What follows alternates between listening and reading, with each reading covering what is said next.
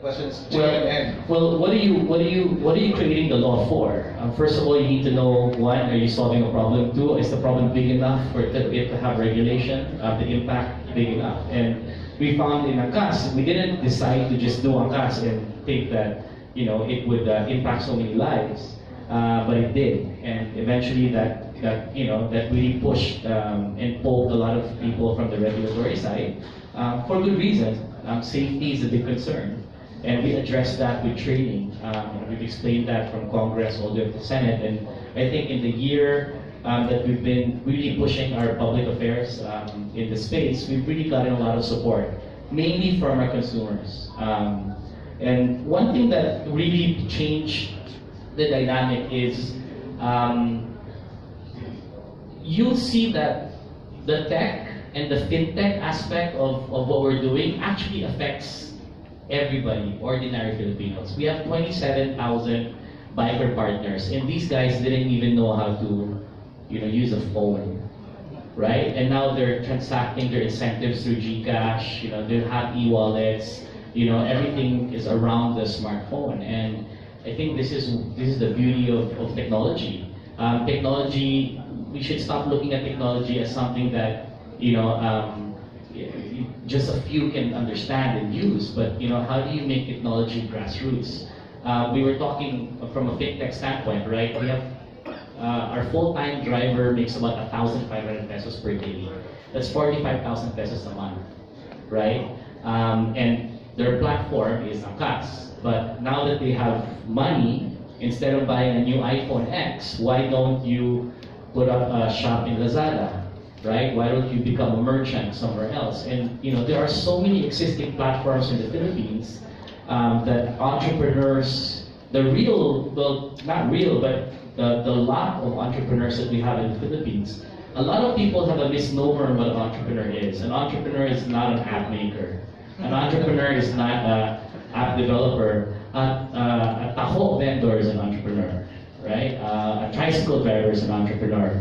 And this is what these platforms should be, really advocating and really making use of. And we hit that spot there, and hopefully we're able to replicate this with, pushing, the mother or the brother or the sister to go to Lazada. We'll have a partnership with Shopee or Lazada, and then they can use DragonPay to be able to reconcile their payments. I mean, it's for the masses. It's something that you of all people know that a lot of your users who go to the banks, and all of that, they're not, the entrepreneurs from, the higher end echelon, but they're the mass market. And, technology is for everyone. That's what technology is for. And that's one thing that the government couldn't stop from happening. And we got a lot of support because, it really solved the problem, and it's something that we push to the mass market. Yeah, well, thank you so much for that, George. And in fact, I think there's been like a Unity-ride, a protest like to bring back ANCAS. So bring back ANCAS. So that's huge impact right there. Considering the number of motorcycle riders, rallying for ANCAS, and even passengers. I've seen it. We all seen it in social media. If not Book Grab or others. Your go-to app really is ANCAS. So I think beyond that, right? Like, I'll give you guys an example. You're in traffic, right? You see illegal or informal street vendors, right? You see people with cigarette boxes and they go on the street. That's brick and mortar, right? That's very, very low-end brick and mortar. But what if we can tell these guys that instead of selling your cake or your sari-sari store produce just on the street in your neighborhood, why don't you become a merchant? Why don't you use ANCAS to deliver your cake or your cookies or your jewelry to somebody else? And the problem is not the technology. The problem is not, it's the way it's being it's the way it's being marketed in a sense, right? Because when you say fintech, when you say tech, when you say platform, nobody really understands you. Sure. Right? But then when you say, wait, ano yan, store yan, diba? Tindahan yan na pwede mong gawing online, then it changes the dynamics. Basically, when we marketed ANCAS, we weren't saying that we have a transport platform. We were saying, gusto mo maghabal-habal, we have a better habal-habal system kasi mas marami kang customers kasi hindi ka na kailangan maghintay sa terminal. So you don't have to wait in the terminal. You're gonna get a customer before you drop off somebody. You have another customer, then it makes sense to them, right? And this is something that hopefully we can really push and advocate some more. And how do we, make our technology platforms usable for everybody? Because there's so many platforms already. We just have to make sure that the regular one can see this and be able to make use of it. Yeah, that actually totally makes sense. Totally fitting to their title, democratizing it. Now, moving on to Ronald. Ronald, oh, thank you. That was one. You got a find right there. Okay, so Ronald, building on what George really mentioned, your vertical is a Storm. Storm stands for what again? Sports, Tourism, retail, and music. retail and music. And it's I don't know. Well, it's interesting in this particular space if you already have the likes of Lazada and Shopee in place with Carousel acquiring OLX. It puts you in a very interesting space. So, what makes Bibili out of this? Well, this is the interesting part. When we started, one of the influential members of our shareholders had a dream of making American products available to the provinces. They were saying they have the money and yet those products are not available to the provinces. But in the course of building the platform, we realized that many of the provinces are not yet ready because of the infrastructure, meaning connectivity. The people are mainly relying on cash transactions and so on and so forth. There are limitations in terms of logistics. And so we said, I think it should be the other way. And we said, it should be the other way around. Meaning, the market are not the people, not the Filipinos in the provinces, but the Filipinos who are abroad. So we said, by focusing on the 10% of the population who are currently outside the country, we are promoting things that they're looking for. And because it's difficult for them to get those, they have to come home to get those, we'll bring those closer to them. And initially, we're doing that because we're helping prepare the groundwork so that eventually even the provinces could be served by TV as a matter of strategy. Wow, that's very interesting. So, okay. Now, moving to Steve, who's actually a seller himself on these platforms. By the way, are you selling on Bibili? Not yet. Okay, could you tell us your journey? Because you didn't start as great deals immediately as this so-called e-distributor, because there is no such thing as that before. So how did you start? So I started 4 years ago as an online merchant. So my goal was just to put all of my old stocks in Lazada during that time and then just clear it there. But then I realized something, that e-commerce is a great equalizer. So during that time, that was November 11 of 2014, I had around 2,000 power banks on my warehouse, and in just one day, it's all gone. Sold. And I said, like that moment, this is something different. E-commerce is going to be huge. So I started investing more on how to learn, how to market it, how to sell online. Right now, Lazada has more than 30,000 merchants. Shopee has more than 100,000 merchants that are active. Wow. So in terms of democratizing e-commerce, these disruptors just like Angkas, dati SMOs lang sa Robinsons, Ayala lang. Now, we have the likes of Lazada, Shopee, and Bibili, for people to go shopping. So I think that was one great thing that happened with e-commerce. And I'd like to share also, we have an advocacy regarding the provinces. So we're setting up rural e-commerce hub. So we're setting up Yourself, not Lazada? Not Lazada, where we have a organization that's setting it up with the local LGUs. So what we did, we're launching our first project in Binalonan, Pangasinan, using it as the LGU to bring the local produce nationwide by using the Lazada and Shopee platforms that they'll be able to market it, so that the livelihood program of those municipality pa city, the municipality will be able to, we will be able to reach more rural farmers, local producers of products here in our country. Alright. But just a quick follow-up. With the data of the likes of Google Temasek, Hootsuite, VR Social, the basket size has increased from the likes of $34 to around $40. Is it? Do you agree with that particular data, or is it higher? What's the case with you? Yes, in a sense, kasi per annum yun eh. So technically, there's a lot of new buyers or new shoppers going online. Definitely, it has increased. According to VR Social, that's around more than 20% increase in new shoppers.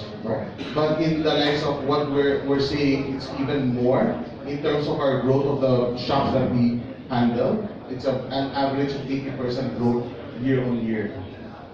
Alright, thank you, Steve. Then with how they say, year on year, what's very evident is the concerns with e-commerce is really with travel and and tourism. And would you agree in terms of the percentage growth that they're presenting related to travel, that it's always 30% increase versus like hotel accommodation, fares? What was it also the case in your case? In our case, actually, we're growing more than 30% a year. Wow. The only problem is the industry is, some of the bus companies and ferry companies are not yet convinced or still resisting to go online. But those who are on online partnership with us, it's been growing more than 30% a year. So we actually have one partner where 60 to 70% of their seats are sold online. So that's very high, because normally it's only about 10 to 20% is what was expected to be sold online. The other 80% would be walk-in. Those are the statistics in India. So we actually thought that our statistics would be very close to India, but we see that it's different here. Once we have all the payment gateways well in place, once the rates more or less stabilize, I think it's going to be at least 50% of these seats will be sold online. So the opportunity is that big. But one of the challenge also is that when you're talking of provincial buses, these are the masa people, no? So they don't even have online access. They don't have bank accounts. They don't know how to deal with online payments. So one of the things that we did is we actually partnered with we call them the resellers. So this is the Aling Maria. She has a sari store. She sells a lot of stuff. So she can also sell bus tickets. So those are the things that we're doing right now. So that's one way to actually attract the masa to just walk into the sari store and book their tickets from there. And it's Aling Maria who will book for them. It's Aling Maria who will print the vouchers for them for a fee. So Aling Maria now has an additional product. And do you do revenue share with them, or do they charge on top? There is a fee. Because unfortunately for the bus industry, giving commissions from the fare is not a practice. So the only way for us to make money is to actually charge the customer on top of the fare. So, but what we've seen recently is that people don't complain. As long as they're guaranteed the seat, they're actually willing to pay that extra fee, and it's not that much anyway. Yeah, instead of taking chances. Yes. Going to the bus terminal not to get a seat. So yeah. Exactly. If they want to book their seats online, they need to go to the bus terminal, in which they're going to spend for fare anyway. So in most cases, the additional fee that we charge, which is between 20 pesos and 35 pesos per seat, is actually lower than what it would have cost them to go to the bus terminal and book in advance. So I think it's still going to grow some more. The market is ready. It's actually the regulator, it's the industry that's not ready for online. Yeah, because LTFRB, regulates also the fare. So Yes. you have no control about, you cannot do revenue share with the buses themselves. Yes, they can, because their fare has been their fare since 10 years ago. And gasoline has increased, I don't know, so many times since 10 years ago, but they're not able to increase their prices. However, during off-season, these buses are actually willing to go for piso fare, like what the airlines are doing, but they can't. The regulator is actually telling them not to lower the price. They need to stick to the price, no matter what. So those are one of the things that where we could do better if the regulator is more receptive to the needs and wants of the market. Okay, thank you, Al. And then with you, Archie, with everybody going online, your selling proposition is online to offline. So could you clarify that? Yeah, so I think as you've spoken, right, so online is no longer the new thing, right? People are selling online. Steve was selling in 2014, it's 2019 now, right? So being online is, you're no longer teaching people that they need to go online. People are already online. And what next, right? That's where we come in. Now we're telling them that you don't need to create your e-commerce as a separate store. It's not competing with your offline stores. It has to complement it. So we listen to, all the news that retail is dying. That retail apocalypse is coming soon. The businesses and processes in retail houses right now are not created in a way where they could supplement e-commerce to their offline space, right? That's where we come in and we're telling them that through a software we can plug their online and offline together and create the O2O transitions where people can go online, they can see that, oh wow, this product is available in a store in Ayala. Why don't I book it over here and then pay it in Ayala, right? So we're enabling all these online to offline movement where someone, if they were not coming to a retail outlet, they were happy buying online, maybe these customers will now go offline, enter a retail outlet and buy something over there. Now when they enter a retail outlet, they might as well buy a few more items. Even though online has become so big, the basket size online is still very small compared to offline. Right? So it's always incentivized to make sure that your online consumers go offline. There's this human touch, there's this experiential shopping over there, which makes them shop more than what they would shop online. So we're telling all the retailers that they don't need to shy away from e-commerce, they can actually use that to complement their offline business. Okay, so there. So just